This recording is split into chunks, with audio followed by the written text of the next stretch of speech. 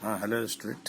आज मैं mirror formula पढ़ाने जा रहा हूँ। मिरर फॉर्मूला यानी हम सभी लोग 10 क्लास में पढ़ चुके हैं कि किसी भी मिरर में, किसी भी दर्पण में, दर्पण दो प्रकार का होता है, आप लोग जानते हैं, अवतल और एक उत्तल दर्पण। ठीक है। अवतल दर्पण में क्या होता है, एक बीच में एक मुख्य अक्ष होता है जिसको हम लोग प्रिंसिपल एक्सिस कहते हैं। प्रिंसिपल एक्सिस, मुख्य अक्ष कहते हैं। जहाँ पे मुख्य अक्ष जाकर के दर्पण से मिलता है, मिरर से मिलता है, उसको हम लोग पी कहते हैं, पोल। ये इसका फोकस पॉइंट होता है एफ, और ये इसका सेंटर ऑफ कर्वेचर होता है सी। जब कोई प्रिंसिपल एक्सिस का पैरेलल कोई लाइन आती है तो वह फोकस पॉइंट से होकर गुजरती है।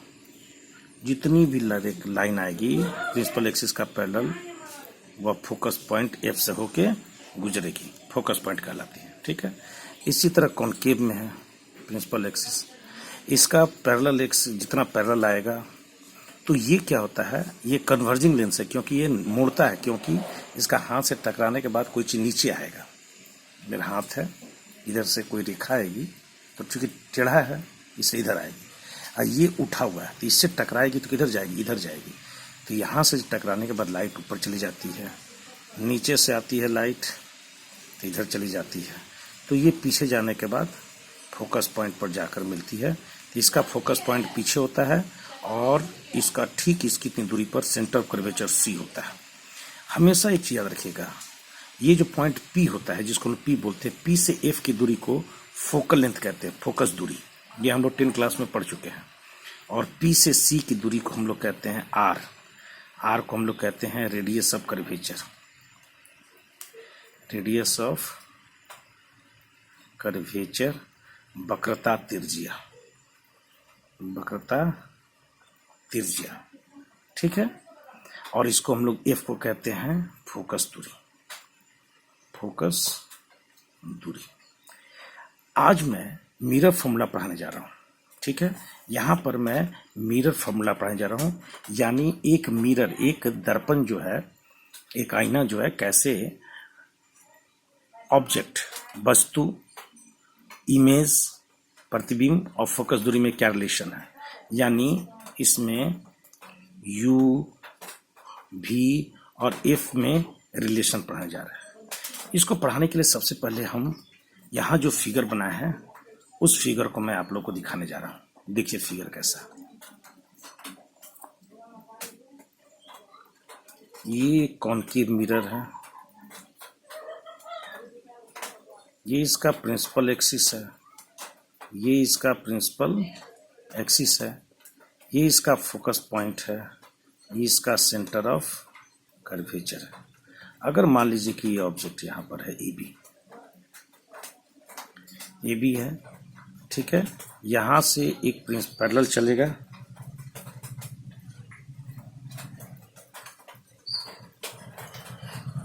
यहां से लाइट चलेगी और ये फोकस पॉइंट से होके फोकस पॉइंट से गुजरेगी। दूसरी लाइट जो है यह चलेगी यहां, और ये सेंटर ऑफ कर्वेचर से होके गुजरेगी।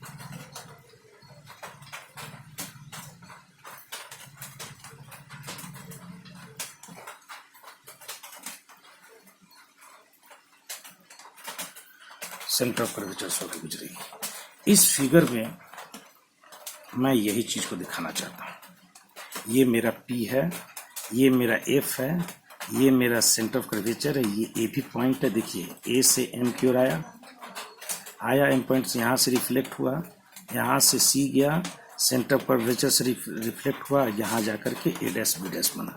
देखिए अब देखिए किसका क्या दूरी होता है। यहाँ से यहाँ की दूरी को फोकस दूरी कहते हैं, एफ अभी मैं बताया। ठीक है। यहाँ से यहाँ ऑब्जेक्ट है, इसको कहते हैं वस्तु की दूरी, यू को क्या बोलते हैं, वस्तु की दूरी। और यहाँ से लेकर के यहाँ तक की दूरी को हमने क्या कहा, centre of curvature, radius of curvature, वक्रता त्रिज्या आर कहते हैं। ठीक है। रेडियस ऑफ कर्वेचर आर कहते हैं। ठीक है, रेडियस ऑफ कर्वेचर आर। और ये प्रतिबिंब है, ये यहां से लेके यहां की दूरी को हम लोग कहेंगे भी। क्या कहेंगे? भी। ठीक है, तो यहां पे आप लोग देखिए, इस इमेज में मैंने जो फिगर बनाया है वही फिगर मैं यहाँ पर बना रहा हूँ, वही तो फिगर बना। यहाँ पर एक एम पॉइंट लिया हूँ, यहाँ पर ए बी का एक रियल और virtual image A dash B dash बनता है। देखिए इस फिगर में वही फिगर है, बिल्कुल समझ में आ गई। अब यहाँ पर मैं लिख दिया हूँ जो ची लैंग्वेज में लिखा हूँ कि ए बी एक ऑब्जेक्ट है जिसका image A dash B dash बनता है। ये ऑब्जेक्ट कहाँ है? एफ और सी के बीच में है, जिसका रियल और इन्वर्टेड, रियल मन होता है वास्तविक और उल्टा प्रतिबिंब ए डैश बी डैश पर सी से पीछे बनता है। अब मैं जो इसको प्रूफ करने जा रहा हूँ, इसको देखिए इस फिगर से, यहाँ से, इसमें भी मैंने वही किया है। ट्रायंगल ए सी बी और A C A dash C B dash, देखिए A B C A dash B dash C in triangle A B C and triangle एक ये वाला त्रिभुज दिखाई दे रहा है ना, C A dash B dash C, A dash B dash C. अब ये अपोजिट एंगल है, ये वाला।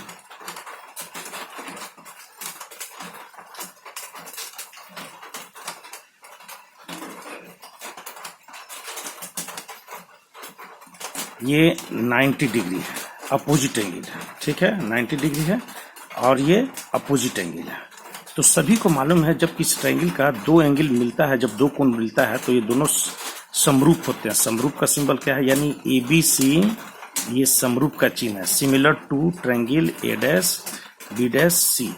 और सिमिलर होने के बाद क्या होता है कि दोनों का साइड का रेशियो बराबर होते हैं, माने इसका ऊंचाई बटा इसका ऊंचाई, यानी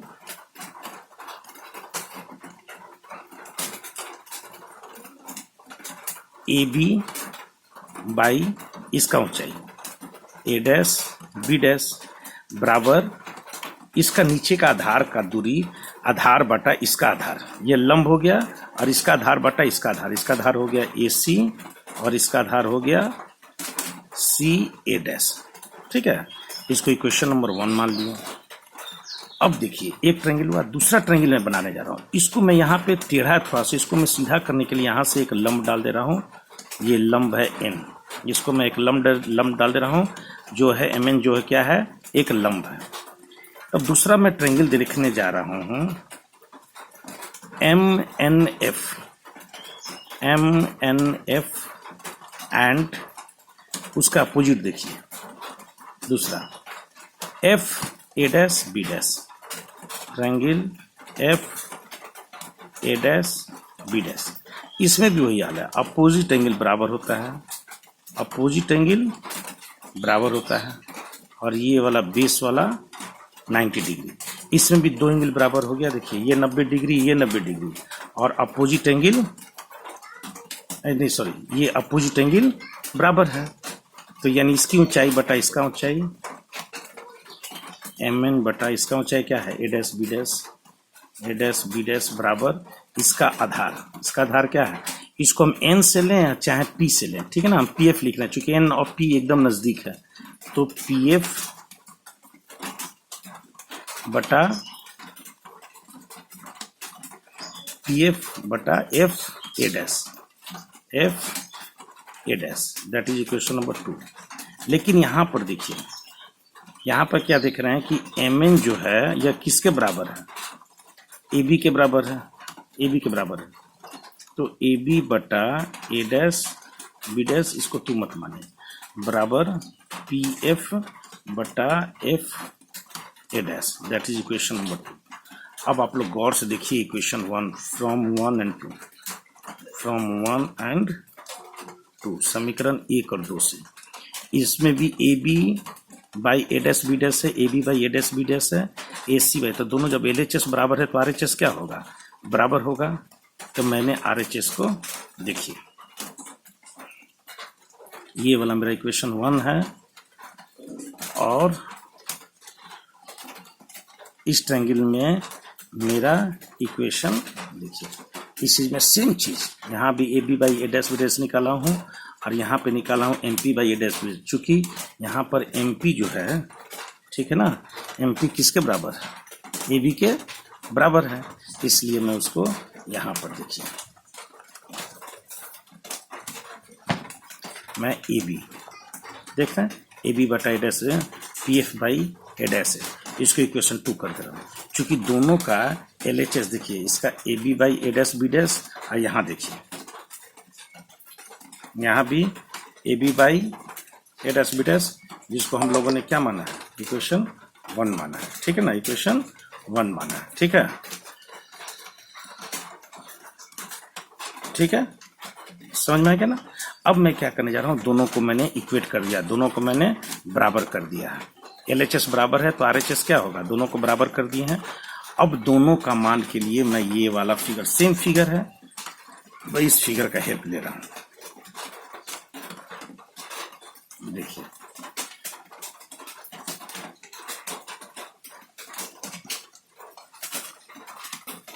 इस फिगर का हेल्प ले रहा हूँ, देखिए फिगर दिखाई दे रही है, क्या है, ए सी, क्या है, ए सी बटा ए डैश सी, है ना, देखिए ए सी, ए से सी, देखिए ए सी को कैसे निकाल सकते हैं, यहाँ से यहाँ जो दूरी है उसको क्या माने, आर, आर में से, आर को हम क्या लिखते हैं, ये एफ का दुगुना होता है, आर में से अगर हम पी ए को घटा दें, पी ए को क्या माने हम, यू, देखिए यू माने, तो देखिए आर को हम लोग 2f भी कहते हैं, क्या कहते हैं, 2f, तो देखिए 2f माइनस यू, समझ में आया। नीचे देखिए क्या है, ए डैश सी, ए डैश सी, देखिए ए डैश यहाँ है और सी यहाँ है, मुझे इतना दूरी चाहिए, इसको क्या करूँगा, यहाँ से यहाँ में से, यानी क्या है, भी माने हैं, भी में से क्या करेंगे, इसको घटा देंगे, ये कितना है, 2f, भी माइनस, यानी भी माइनस 2f, तो v माइनस 2f हो गया ना, v माइनस 2f बराबर पी एफ, ये हो गया पी एफ, पी एफ को क्या बोलते हैं, f, पी एफ को क्या बोलते हैं, f by A dash F, A dash F, यानी यहाँ से मुझे यहाँ तक निकालना है, ये कैसे निकलेगा, यहाँ से यहाँ v है, देखिए ये वाला, यहाँ से यहाँ v है और ये वाला स्मॉल f है, तो v माइनस एफ, एकदम क्लियर हो गया, कोई दिक्कत नहीं है।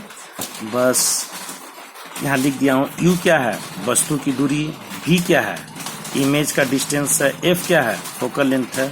अब इसको क्रॉस मल्टीप्लाई कीजिए, 2f को v से मल्टीप्लाई करेंगे 2vf, फिर 2f को f से करेंगे 2f स्क्वायर, फिर v से करेंगे f को u से करेंगे माइनस u v, अब फिर माइनस माइनस प्लस uf, फिर इधर से करेंगे क्रॉस तो vf, इधर से करेंगे minus 2f square, 2f square से 2f स्क्वायर गया, कट गया, 2vf में से देखिए हम यहाँ क्या किए हैं, यहाँ 2vf है, ये वाला vf को हम इधर लाएंगे तो 2vf में से एक vf गया, क्या बचेगा, एक vf बचा और u भी चला जाएगा उस तरफ, देखिए u भी माइनस था तो उधर जाके प्लस हो गया और यहाँ बच गया uf, तो ये वाला इक्वेशन निकला। हमने क्या किया, dividing both side by uvf, यानी दोनों तरफ uvf से डिवाइड करते हैं, uvf से डिवाइड करते हैं, देखिए तो vf कट गया, यहाँ uf कट गया,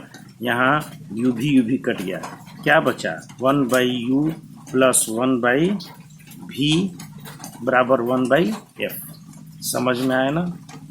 तो ये आया, लेकिन ये फार्मूला सही नहीं है।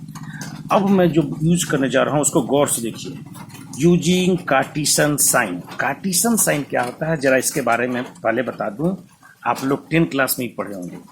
फिजिक्स में माइनस कोई संख्या नहीं होती, मैं पहले बता चुका हूँ, माइनस दिशा को कहते हैं, डायरेक्शन को।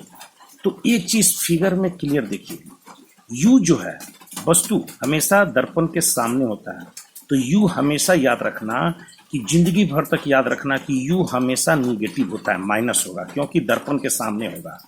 और जिधर यू होता है उधर अगर भी है, उधर ही अगर भी है, देखो इसमें जिधर दर्पण के सामने यू है, दर्पण के सामने भी है, तो भी क्या होगा, निगेटिव होगा, भी निगेटिव होगा।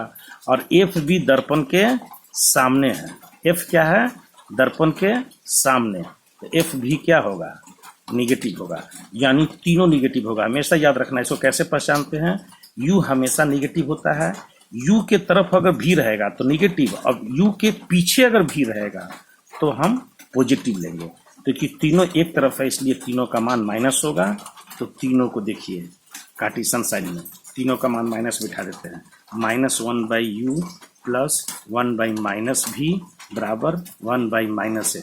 दोनों तरफ माइनस कॉमन ले लिए, माइनस माइनस कट गया, इसलिए 1/v प्लस 1/u बराबर 1/f। इसी को हम लोग दर्पण सूत्र कहते हैं, मिरर फॉर्मूला कहते हैं। चलिए, सेकंड टॉपिक हमने आपको पढ़ाया रिफ्रैक्शन। ये आप लोग पढ़े हैं। रिफ्रैक्शन क्या होता है? देखिए, जब प्रकाश, ये मीडियम कहलाता है। सभी को मालूम है कि मीडियम माध्यम है, माध्यम जिससे प्रकाश चलती है। मान लीजिए कि यहाँ पे हवा है, एयर, हवा, और ये पानी है, वाटर। यानी जब प्रकाश की किरण हवा से आ रही है, टॉर्च मान लीजिए कि हवा से आ रही है, तालाब में पानी में आप टॉर्च मार रहे हैं, तो पानी में जाएगा ना, तो जहाँ पे ये तल अलग होता है वहाँ पर एक हम लोग लंब डालते हैं। 10th क्लास में आप लोग पढ़े हैं, इसको लंब कहते हैं, नॉर्मल, एन। जैसे ही लाइट, हम जानते हैं कि लाइट सीधी रेखा में गति करती है, लेकिन जब हवा से दूसरे मीडियम में जाएगी, ये अलग मीडियम है, ये अलग मीडियम, मीडियम मतलब कि दोनों का घनत्व अलग अलग है। हवा का घनत्व अलग होता है, पानी का घनत्व अलग होता है। एक माध्यम से दूसरे माध्यम में जाएगा तो यह थोड़ी सी मुड़ जाती है। क्या हो जाती है? थोड़ी सी मुड़ जाती है। इसी घटना को रिफ्रैक्शन कहते हैं। हम जानते हैं कि प्रकाश सीधी रेखा में गमन करती है, लेकिन जब मीडियम चेंज होता है ना, तो प्रकाश थोड़ी मुड़ जाती है। देखिए यहाँ पे क्लियर लिखा हूँ, when light enter from one medium to another medium, it slightly bend. This phenomena is called refraction of light. प्रकाश किरण जब एक माध्यम से दूसरे माध्यम में जाती है तो थोड़ी मुड़ जाती है। ये आने वाली किरण है। आने वाली किरण को हम लोग कहते हैं आपतित किरण, इंसिडेंट रे, इंसिडेंट रे, आपतित किरण। और ये वाला होता है रिफ्रैक्टेड रे, रिफ्रैक्टेड रे, यानी रिफ्रैक्शन माने अपवर्तन, अपवर्तित किरण। कौन किरण होती है? अपवर्तित किरण। देखिए, ये वाला होता है आपतित किरण, आपतित किरण, और ये वाला होता है अपवर्तित किरण। ये अपवर्तित किरण होता है। ये आपतित किरण हो गया, ये अपवर्तित किरण हो गया। और ये वाला जो कोण बनता है, किसके किसके बीच में? लंब और आने वाली किरण के बीच में जो कोण बनता है, एंगल आई, उसको आपतन कोण कहते हैं। आई, इंसिडेंट एंगल, आपतन कोण। और जो नॉर्मल रिफ्रैक्टेड रे जो नॉर्मल के साथ बनाता है, उसको आर कहते हैं, एंगल ऑफ रिफ्रैक्शन, यानी अपवर्तन कोण। ये हो गया आपतन कोण, ये हो गया अपवर्तन कोण, आई और आर। ठीक है, अब यहां से चलिए, लॉ ऑफ रिफ्रैक्शन, अपवर्तन का नियम, लॉ ऑफ रिफ्रैक्शन। पहला क्या कहता है?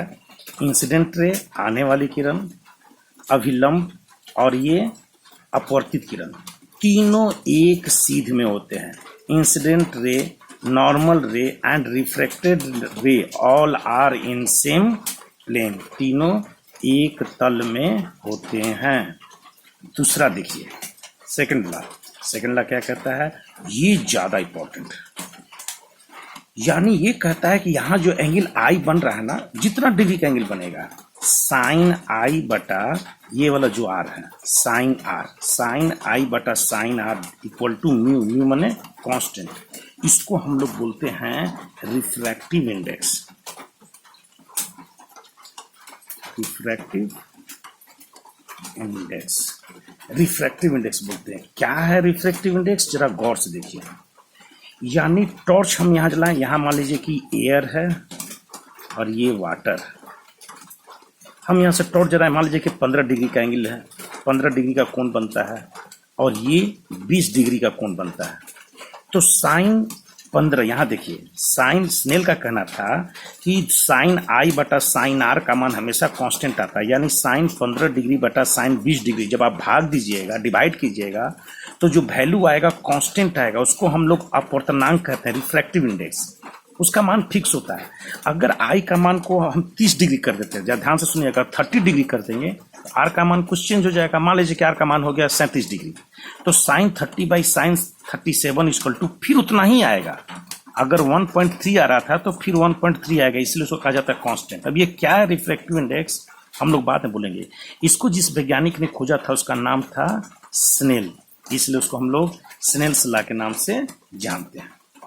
अब थोड़ा सा रिफ्रैक्शन के बारे में आप लोग को हम बताना चाहते हैं। ये देखिए रिफ्रैक्शन।